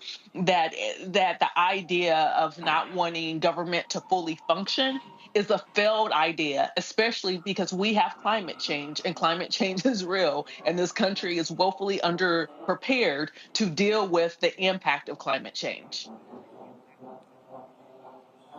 And here's the thing, Gavin. You always love these folks who complain and complain and complain. Then you have these Republicans in Congress who vote against FEMA, or vote against emergency relief, all until it impacts them and their state. That's right. Yep. No, that's absolutely right. And let me just say this. The clip we just saw of Vice President Harris, that's what leadership looks like. And we've seen that time and time again with President Biden, with Vice President Harris. Another example that comes to mind for me was the bridge collapse in Baltimore, and how the president and vice president mobilized the resources of the federal government to work in collaboration, in close collaboration with state and local leaders on the ground to respond. And Rebecca, so correct in pointing out the connections between infrastructure and natural disasters. And I want to foot stomp what she said about climate change. It's understanding people recognize that as climate change intensifies, these extreme weather events are going to happen at an increasing frequency. Not too long ago, Donald Trump was in Pennsylvania talking about California, saying how blackouts and brownouts are happening like every day because of Kamala Harris and Gavin Newsom, who he called Gavin New Scum. And on that point, too, I would just have him and all of his supporters recognize that blackouts and extreme weather events, these things are happening, again, at an increased frequency because of climate change. And Donald Trump is the one who's called climate change a hoax. Meanwhile, Vice President Harris and, of course, President Biden have actually taken action, Roland, to your point, in passing bills that Republicans take the Inflation Reduction Act that every single Republican in the House voted against. We might remember President Biden saying, I'll see you at the groundbreaking for that and so many other pieces of legislation like the bipartisan infrastructure law. Those are the bills that are helping to future-proof and weather-proof our country so that we don't just have to keep responding to these events, but we can actually get ahead of them, prevent them from happening, and also create jobs and grow our economy along the way. So I really do hope, and I aspire that one day we can have a government in which things like fighting the climate crisis and upgrading our infrastructure are truly, truly bipartisan, that leaders on both sides of the aisle can come together, agree on this legislation. But until then, I hope everyone recognizes that of the two choices for president, it's clear that Vice President Harris is going to be, a leader who will continue to demonstrate leadership and work to get ahead of these events. Well, Teresa, let me also remind folks, when Trump was there, he withheld funding for North Carolina for 2 weeks. And when you had natural disasters, he played politics.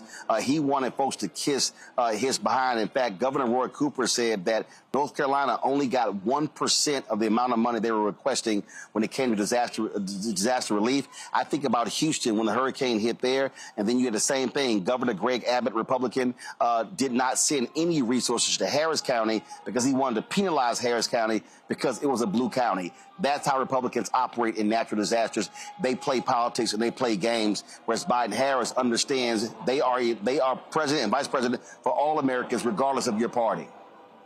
And that's what people have to remember when they're going to the polls, is when the time of disaster and destruction has taken place in our neighborhoods, our communities, and affected our families, who came to the rescue.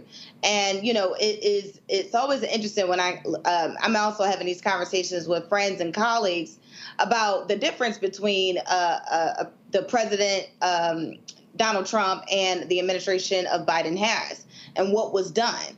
And it's interesting how people forget about these natural disasters that actually, not only it took so long to rebuild, but like you said, the funding was not there. It wasn't there when they needed it. It was too many loops. It was too many calls. It was just too much non-government working on the behalf of the people. And so these type of things, unfortunately, it is happening again, and it's happening during election cycle, but we are still seeing Kamala Harris stand up and be our vice president and still do her job and take a break from being our, presidential candidate for the United States. And so that's what people need to remember. In times of destruction and turmoil, what is our president going to do for us that is not asking for political name recognition or bribery of any kind?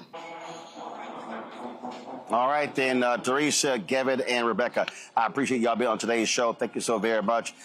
Folks, tomorrow I will be speaking here on the campus of Alabama State University, talking about voting with students here. So look forward to having that conversation. We'll be live streaming that conversation as well tomorrow. Don't forget, then, of course, I'll be flying back. My man, Dr. Greg Carr, is sitting in for me as I head back to the nation's capital. Don't forget to support the work that we do here at the Black Star Network. Your support is critical.